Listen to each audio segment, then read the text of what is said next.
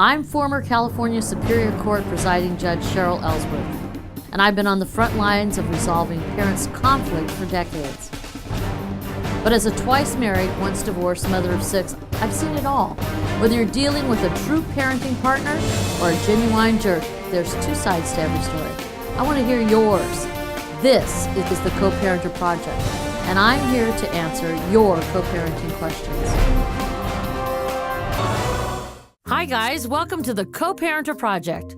We have a great question today. My ex is angry because I hire a babysitter when I have to go out. She says the kids should stay with her. Is this reasonable?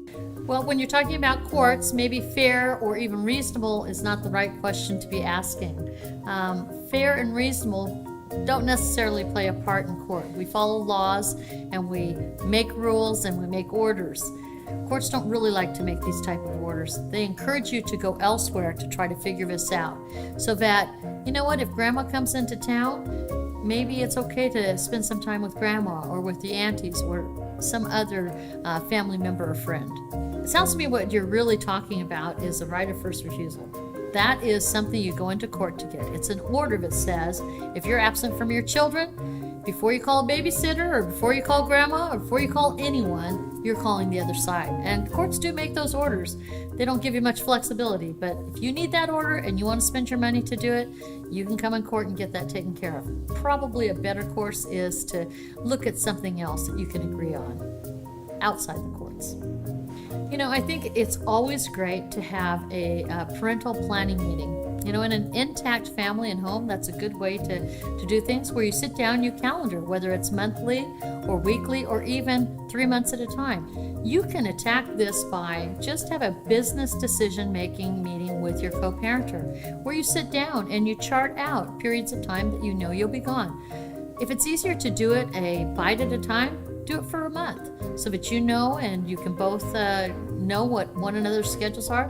If it's easier because you don't get along that well, use some other tool, something like coParenter, where you can actually put the data into a mechanism and platform, and that will help you communicate and manage those type of conflicts that you need to resolve.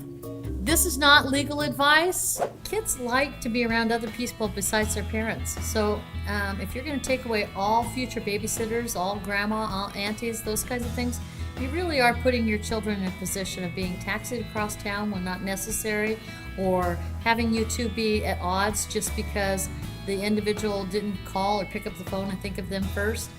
Again, if you are going to ask the courts to intervene, as a child advocate, I'm telling you, you're building in structure where structure doesn't need to be.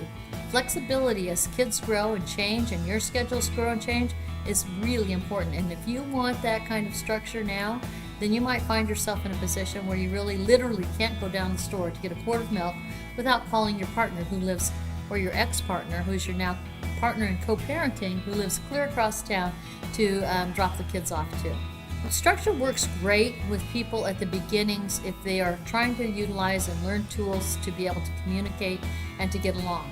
The reason why is structure lets everybody knows what the rules are. So before you play Monopoly with an expert that starts changing whether you can put hotels down or buy up properties, it's better to play by the fair rules first, the right rules, the ones that are written in the box.